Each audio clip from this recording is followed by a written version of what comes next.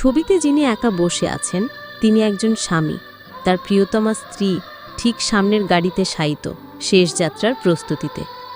জানাজা হওয়ার কথা ছিল রাত ৯টায়, কিন্তু ভদ্রলোক চাচ্ছিলেন না অন্ধকার রাতে বিদায় দিতে। কারো কাছে স্পষ্ট করে বলতেও পারছিলেন না, ওকে আর একটু থাকতে দাও, সামনে থাকুক, আমি দেখছি। তার ছোট ছেলে বুঝে নিয়েছিল বাবার মন। শেষ পর্যন্ত জানাজা হয় সকালে, কিন্তু রাতের পুরোটা সময় যখন চারপাশের সবাই চলে গেছে, ভদ্রলোক ছিলেন গাড়ির সামনে একা বসে, স্ত্রীর পাশে নিঃশব্দ প্রহর গুণে, যেন বলছিলেন, তুমি একা না, আমি আছি, এখনও আছি।